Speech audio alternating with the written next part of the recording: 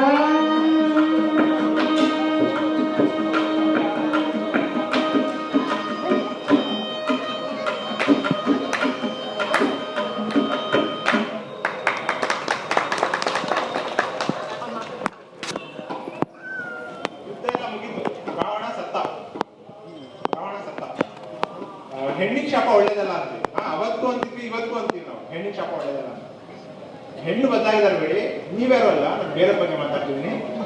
ಹೆಣ್ಣಿನ ಹಾವ ಭಾವ, ಉಡುಗೆ ತೊಡುಗೆ, ವೇಷಭೂಷ ಎಲ್ಲ ಬದಲಾಗೋಗಿದೆ, ಹೌದಾ? ಅಟ್ಲೀಸ್ಟ್ ಗಂಡಸರು ಇದೆಲ್ಲ ಬದಲಾದ್ರು ಹೆಣ್ಣಿನ ಶಾಪ ಒಳ್ಳೇದಲ್ಲ ಅಂತೀವಿ ನಾವು. ಅಂಥದ್ರಲ್ಲಿ ಸೀತಾ ಮಾತೆ ರಾವಣನಿಂದ ಶಾಪ ಕೊಟ್ರೆ ರಾವಣ ಬದುಕೋದುಂಟ? ರಾವಣ ಸತ್ತ. ರಾವಣ ಸತ್ತರೇನು? ಪಟ್ಟಾಭಿಷೇಕ. ಯಾರು ಪಟ್ಟಾಭಿಷೇಕ ಅಂತ ಕೇಳ್ತಾ ಇದ್ರ? ಹನುಮಂತ ಬಂದು ರಾಮದೇವ್ರ ಹತ್ರ ಹೇಳ್ತಾನೆ, ಅಲ್ಲ ಹೇಗಿದ್ರು ಅಲ್ಲಿ ಅಯೋಧ್ಯೆಯಲ್ಲಿ ನಿನ್ ಪಟ್ಟ ಸಿಕ್ಲಿಲ್ಲ, ಇಲ್ಲೇ ಪಟ್ಟಾಭಿಷೇಕ ಆಗ್ಬಿಡು, ಕ್ಷಾತ್ರಿಯ ಧರ್ಮ, ಬೇರೆ ರಾಜನ ಸೋಲ್ಸಿದ್ಯಾ, ಲಂಕೆಯಲ್ಲಿ ನೀನು ರಾಜ್ಯಭಾರ ಮಾಡು ಅಂತ. ಅದಕ್ಕೆ ರಾಮದೇವ್ರು ಹೇಳ್ತಾರಂತೆ, ಜನನಿ ಜನ್ಮ ಭೂಮಿಶ್ಚ ಸ್ವರ್ಗಾಗತಿ ಈಗರೇಸಿ. ನಾ ಹುಟ್ಟಿದ ನಾಡು ಸ್ವರ್ಗಕ್ಕಿಂತ ಶ್ರೇಷ್ಠ, ಅದು ಎಂಥ ನಾಡಾಗಿರ್ಲಿ ನನಗದು ಶ್ರೇಷ್ಠ. ಇವತ್ತು ನಮಗೆ ಅದು ರಾಮನ ಪಾಠ ಅರಿವಾಗ್ಬೇಕು. ಫಸ್ಟ್ ಭಾರತವನ್ನು ಉದ್ಧಾರ ಮಾಡೋಣ, ಆಮೇಲೆ ಬೇರೆ ದೇಶಕ್ಕೆ ಸಕ್ಸಸ್ಗೋ ಸಂಬಳಕ್ಕೋ ಹೋಗೋಣ. ಮೊದಲು ನನ್ನ ಭಾರತ ಉದ್ಧಾರ ಮಾಡೋಣ. ಆ ರಾಮನ ಪಾಠ ನಿಜಕ್ಕೂ ನಮಗೆ ಅರಿವಾಗಬೇಕು. ಅದಕ್ಕೂ ಮುನ್ನ ರಾಮನ ಪಟ್ಟಾಭಿಷೇಕ ಮಾಡಬರೋಣ. ರಾಮನ ಪಟ್ಟಾಭಿಷೇಕ ಒಂದು ಹಾಡಿದೆ, ಕೇಳ್ಕೊಂಡು. Thank you.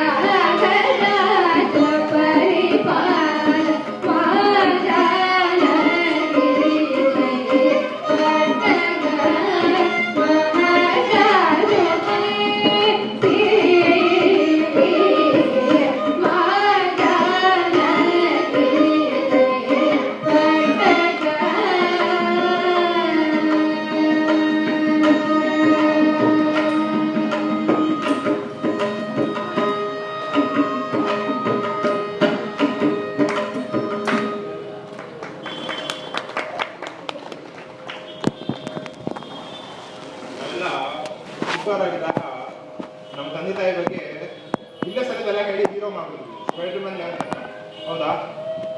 ಎಲ್ಲ ಪುಟ್ಟ ಮಕ್ಕಳು ಹಾಗೆ, ನಿಮ್ಮ ತಂದೆ ಹೇಗೆ ನಿಮ್ಮ ತಾಯಿ ಹೇಗೆ ಅಂದ್ರೆ ಸೂಪರ್ ಪವರ್, ಅವ್ರನ್ನ ಸೋಲ್ಸೋ ಪವರೇ ಇಲ್ಲ. ನಮಗೆ ಹಿಂಗೆ ಅಂದ್ರೆ ಲವಾಕುಶ ನಿಮ್ಗೆ ಹೆಂಗಿರ್ಬೇಕು? ಅವ್ರು ನಿಜವಾಗ್ಲೂ ಸೂಪರ್ ಹೀರೋಸೇ, ರಾಮನ ಬಿಟ್ಕೊಡೋ ಶಕ್ತಿ ಇನ್ನೊಂದಿಲ್ಲ. ಸೊ ಈಗ ನೆಕ್ಸ್ಟ್ ಒಂದು ಹಾಡಲ್ಲಿ ಲವಾಕುಶ ಇಡೀ ಸಂಪೂರ್ಣ ರಾಮಾಯಣವನ್ನ ಹೇಳ್ತಾರೆ. ಅದ್ಭುತವಾಗಿದೆ ಹಾಡು, ಕೇಳಿ ಅದು.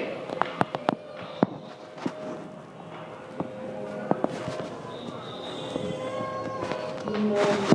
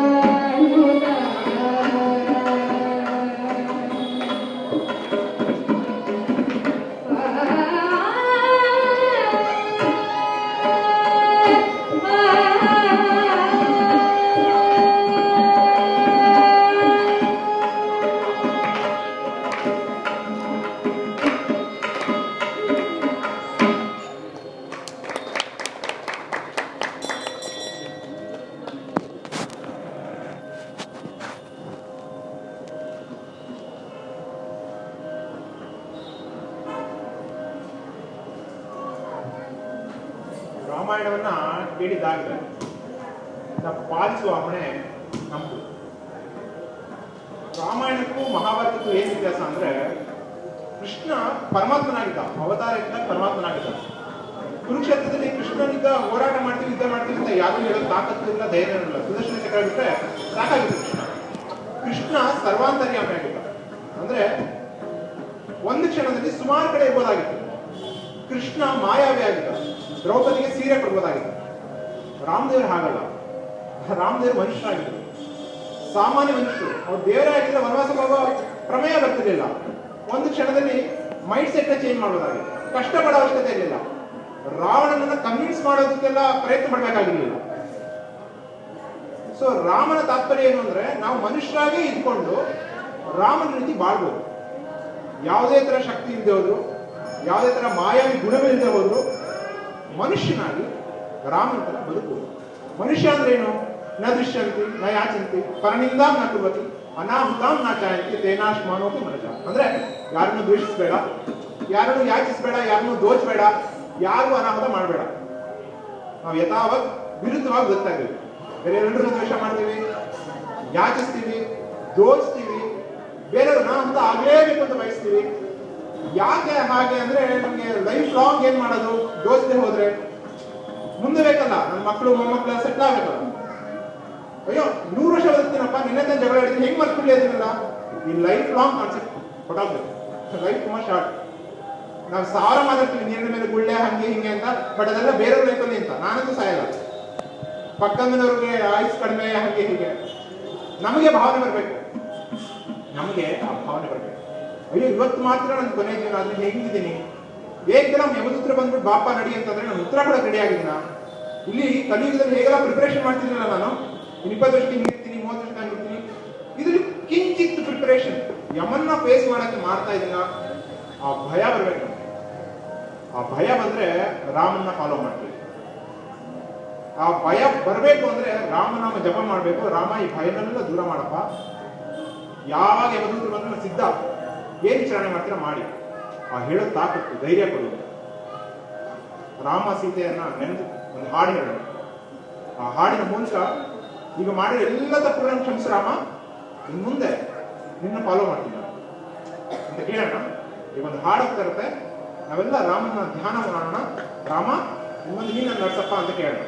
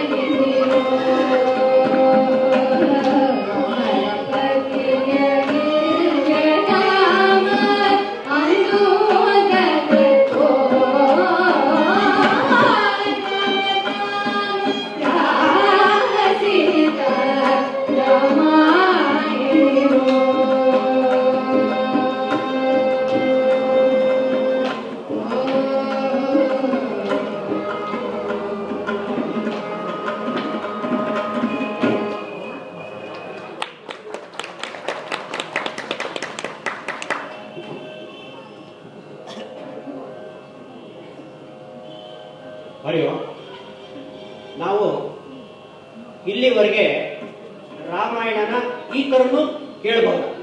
ಅಂದರೆ ರಾಮಾಯಣನ ತಿಂಗಳಗಟ್ಟಲೆ ನಾವು ನಡೆಸೋದು ಉಂಟು. ರಾಮಾಯಣನ ಪ್ರತಿಯೊಂದು ವ್ಯಕ್ತಿಶಃವಾಗಿ ಹೋದಾಗ ಒಂದೊಂದು ದಿವಸಕ್ಕೂ ಒಬ್ಬರನ್ನ ನಾವು ಕೇಳೋದಕ್ಕೂ ಅಸಾಧ್ಯ. ಅಂಥದ್ರಲ್ಲಿ ಶ್ರೀ ಅರವಿಂದ್ರವರ ನಿರೂಪಣೆ ಅವರು ಯಾವ ತರ ಹೇಳ್ಕೊತಾ ಹೋಗ್ತಾರೆ ಅಂದ್ರೆ, ಒಂದು ವ್ಯಕ್ತಿಯ ರಾಮ, ಲಕ್ಷ್ಮಣ, ಸೀತೆ ಹೀಗೆ ಅವರು ಒಂದು ವ್ಯಕ್ತಿ ಕೊಟ್ಟಾಗ ಅವರ ಒಂದು ನಿರೂಪಣೆಗೆ ತಕ್ಕ ಹಾಗೆ ಕುಮಾರಿ ರಕ್ಷಣಾ ಹಾಗೂ ರಕ್ಷಿತಾರವರು ಕರ್ನಾಟಕ ಶಾಸ್ತ್ರೀಯ ಸಂಗೀತ ವಿಧಾನದಲ್ಲಿ ಹಲವಾರು ಹಾಡುಗಳನ್ನು, ನಮಗೆ ಗೊತ್ತಿರ್ತಕ್ಕಂತಹ ಹಾಡುಗಳನ್ನೇ ಅವರದೇ ಆದ ಒಂದು ಶೈಲಿಯಲ್ಲಿ ಹಾಡಿ ಇವತ್ತು ನಮ್ಮ ರಂಜಿಸಿದ್ದಾರೆ. ಇವರಿಗೆ ಪಕ್ಕವಾದ್ಯವಾಗಿ ಮೃದಂಗ ನುಡಿಸಿದವರು ಶ್ರೀ ಪವನ್ ಹಾಗೂ ವೈಲಿನ್ ನುಡಿಸಿದವರು ಕುಮಾರಿ ಶ್ರುತಿಯವರು. ಅವರ ಜೊತೆಯಾಗಿ ಅವರ ವಯಸ್ಸಿಗೆ ಮೀರಿದ ಒಂದು ಇವತ್ತಿನ ಅವರು ಇಲ್ಲಿ ಒಂದು ಪ್ರತಿಭೆಯನ್ನ ಪ್ರದರ್ಶಿಸಿದ್ದಾರೆ ಅಂದರೆ ತಪ್ಪಾಗಲಾರದು.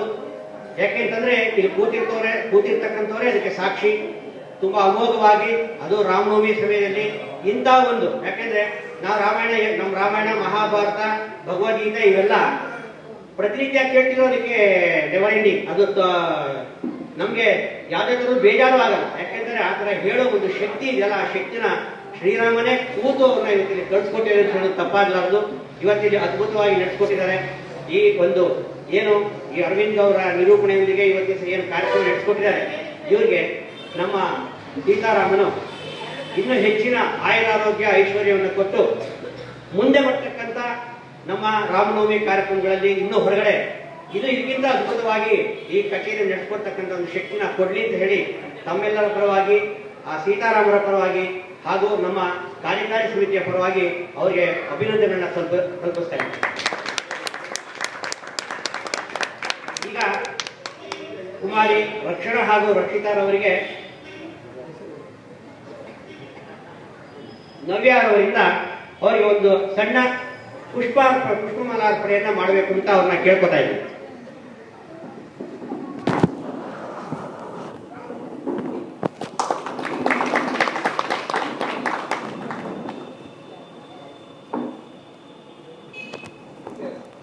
ನಾಳೆ ಬೆಳಿಗ್ಗೆ 7:15 ಗಂಟೆಗೆ ರಾಮಾಯಣ ಪಾರಾಯಣ, ನವಗ್ರಹ ಜಪ, 10:30 ಗಂಟೆಗೆ ರುದ್ರಾಭಿಷೇಕ, ಶ್ರೀರಾಮ ಸಹಸ್ರನಾಮಾರ್ಚನೆ, 10:30 ಗಂಟೆಗೆ ಮಂಗಳಾರತಿ ಮತ್ತೆ ಪ್ರಸಾದ ವಿನಿಯೋಗ. ಸಂಜೆ 4ರಿಂದ 7 ಗಂಟೆಯವರೆಗೆ ರಾಮಾಯಣ ಪಾರಾಯಣ, ಸಂಜೆ 6 ಗಂಟೆಗೆ ಶ್ರೀರಾಮ ದೇವರಿಗೆ ವರಪೂಜಾ ಕಾರ್ಯಕ್ರಮ, ರಾತ್ರಿ 9:30 ಗಂಟೆಗೆ ಅಷ್ಟಾವಧಾನ ಸೇವೆ, ಮಹಾಮಂಗಳಾರತಿ ಮತ್ತು ಪ್ರಸಾದ ವಿನಿಯೋಗ. ತಾವುಗಳು ಸಕಾಲಕ್ಕೆ ದಯಮಾಡಿಸಿ ಈ ಎಲ್ಲಾ ಕಾರ್ಯಕ್ರಮಗಳನ್ನ ಯಶಸ್ವಿಯಾಗಿ ನಡೆಸಿಕೊಡ್ಬೇಕು ಅಂತ ಹೇಳಿ ತಮ್ಮಲ್ಲಿ ಮತ್ತೊಮ್ಮೆ ವಿನಂತಿಸಿಕೊಳ್ತೇನೆ.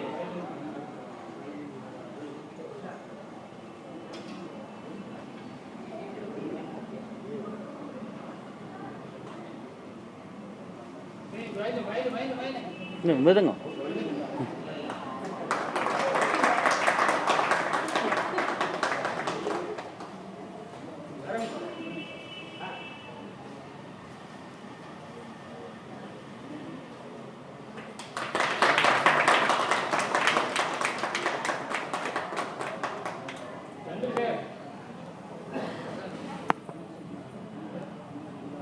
ಈಗ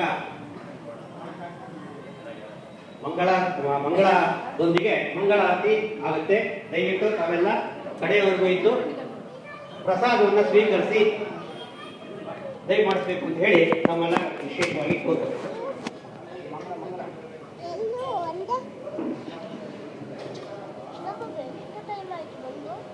ದಾಸರು ಒಂದು ಕಡೆ ಮಾತು ಹೇಳ್ತಾರೆ, ಯಮನಲ್ಲಿ ಕಾಣುವುದು ಕೇಳಬೇಡ, ಯಮನೇ ಶ್ರೀರಾಮ ಸಂದೇಹ. ಯಮ ಎಲ್ಲಿ ಅಂತ ಯಾಕೆ ಹುಡುಕ್ತೀರಾ? ಶ್ರೀರಾಮ ದೇವರ ಯಮ. ಇವತ್ತು ನಮ್ಮೆಲ್ಲರ ಲೈಫ್ನಲ್ಲಿ ಏನೋ ಒಂಥರ ಒಂದು ಕೊರತೆ, ನೋವು, ಏನೋ ಒಂಥರ ಅಸಮಾಧಾನ, ನಮ್ಮಲ್ಲಿರೋ ನೆಮ್ಮದಿಯನ್ನ, ನಮ್ಮ ಸಹನೆಯನ್ನ, ನಮ್ಮ ಶಾಂತಿಯನ್ನ, ನಮ್ಮ ಬದುಕನ್ನ ಯಾವುದೋ ರಾವಣ ಅಪಹರಿಸ್ಕೊಂಡು ಹೋಗ್ಬಿಟ್ಟಿದ್ದಾನೆ. ಸೀತಾ ಮಾತ್ರ ಈಗ ನಮಗೆ ರಾಮ ಬೇಕು. ರಾಮ ಆ ರಾವಣನ ಕೊಂದು ನನಗೆ ಆ ಶಾಂತಿಯನ್ನ, ಆ ನೆಮ್ಮದಿಯನ್ನ ದಯಪಾಲಿಸು. ಹಾಗೆ ಕೇಳಬೇಕು. ಹಾಗೆ ಕೇಳಿದಾಗ ಖಂಡಿತವಾಗಿಯೂ ರಾಮದೇವರು ನಮಗೆ ಸಹಾಯ ಬಂದೇ ಬರ್ತಾರೆ. ನಮ್ಮ ಶ್ರಮ ಏನಿತ್ತು ಅಂದ್ರೆ ಈ 2.5 ಗಂಟೆಗಳ ಕಾಲ ನೀವು ಎಲ್ಲಾದ್ರೂ ರಾಮನ ನೋಡ್ಬೇಕಾಗಿದೆ. ನೋಡಿದ್ರೆ ಸಾರ್ಥಕ. ರಾಮನನ್ನ ನಿಮ್ಮ ಮನೆಗೆ ಕರ್ಕೊಂಡು ಹೋದ್ರೆ ಮತ್ತು ವಿಶೇಷ, ಮನದಲ್ಲೂ ಕೂಡಿಸ್ಕೊಂಡ್ರೆ ಅದಕ್ಕೆ ಎಣೆನೇ ಇಲ್ಲ. ಸೊ ನಿಮ್ಮ ಮನೆಗಳಲ್ಲಿ ಇವತ್ತಿಂದ ರಾಮನನ್ನ ಪ್ರತಿಷ್ಠಾಪನೆ ಮಾಡಿ, ರಾಮದೇವರನ್ನ ಕೇಳಿಕೊಳ್ಳಿ, ರಾವಣನ ಸಂಹಾರ ಆಗುತ್ತೆ, ನಿಮ್ಮ ಬದುಕು ನೀವು ವಾಪಸ್ ಸಿಗುತ್ತೆ. ಇದು ಹೇಳ್ತಾ ಒಂದು ಹಾಡಿನೊಂದಿಗೆ ಮಂಗಳವನ್ನ ಮಾಡೋಣ.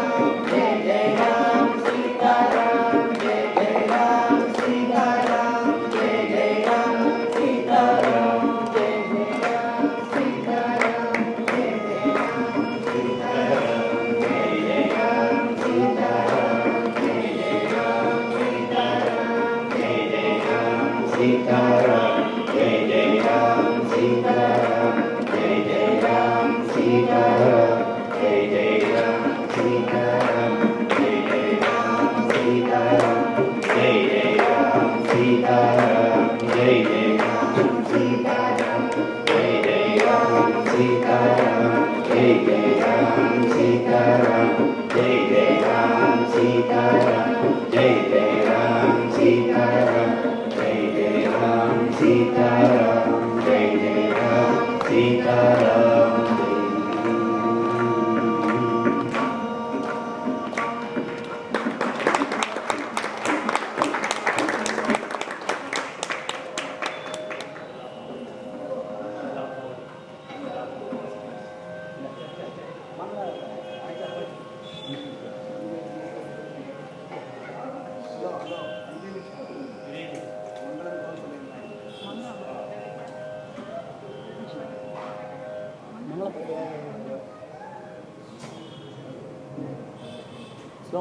मंगलम कौशलेन्द्राय महनीय गुणात्मने चक्रवर्ती नंदाय सार्वभौमाय नमः। ಈಗ ಮಹಾಪ್ರಾಪ್ತಿ ಎಲ್ಲರಿಗೂ ರಾಮನ ಸನ್ನಿಧಿ ಬಳಿ ಬರಬೇಕು ಅಂತ ತಿಳ್ಕೊತಿದ್ದೇವೆ.